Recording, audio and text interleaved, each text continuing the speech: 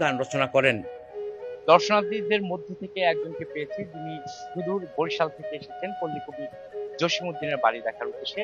তো তার কাছ থেকে একটু জেনে নিব তার এই কবির প্রতি প্রেমের কথা। জি, আপনি ভালো আছেন? জি আছি আলহামদুলিল্লাহ। আপনি ভালো আছেন? আপনি সেই সুদূর বরিশাল থেকে এসেছেন পল্লীকবি জসীমউদ্দিনের বাড়ি দেখার। জি, আমি জসীমউদ্দিনের ছোটবেলায় অনেক ভক্ত ছিলাম। ওনার কবিতা পড়েছি।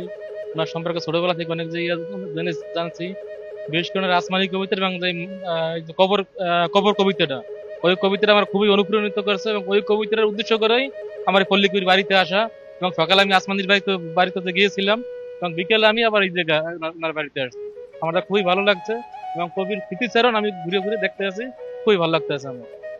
জসীমউদ্দিনের নকশিকাঁথার মাঠ কাব্যটি the field of embroidered quilt এবং বাঙালির হাসির গল্প গ্রন্থটি folk tales of East Pakistan নামে ইংরেজিতে অনূদিত হয়েছে। এছাড়াও তার সজন বাদিয়ার ঘাট কাব্যগ্রন্থটি ইংরেজিতে জিপসি ওয়ার্ফ শিরোনাম সহ বিভিন্ন ভাষায় অনূদিত হয়েছে। এছাড়াও তার কাব্যগ্রন্থে রাখালি, বালুচর, ধানক্ষেত, হাসু, রূপবতী, মাটির কান্না, এক পয়সার বাঁশি, পদ্মা নদীর দেশে উল্লেখযোগ্য। তার রচনায় নাটক পদ্মাপার, বেদের মেয়ে, মধুবালা, পল্লীবধূ, গ্রামের মেয়ে কিংবা আসমান সিংহ না বললেই নয়। এছাড়া তার আত্মকথনে ঠাঁই পেয়েছে অন্তত 50 গ্রন্থ, যেখানে জার্মান শহর বন্দরে তার উপস্থিতি সমৃদ্ধ করেছিল বাংলাদেশকে।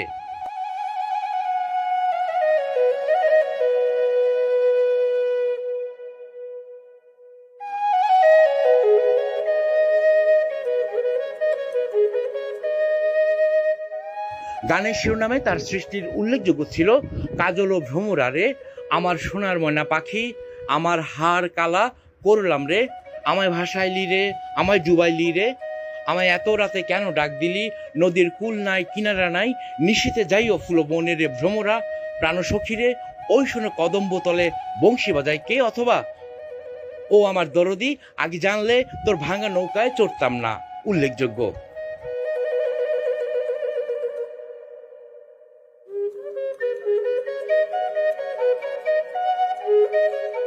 তার অনন্য সৃষ্টিতে 1958 সালে Pakistan presidents award for pride of performance, 1969 সালে রবীন্দ্র ভারতী বিশ্ববিদ্যালয় থেকে ভারত সরকারের পক্ষ থেকে ডিলিট ডিগ্রি লাভ করেন।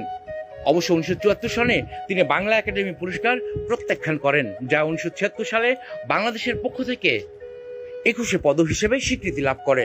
1978 সালে মরণোত্তর স্বাধীনতা দিবস পুরস্কারে ভূষিত হন।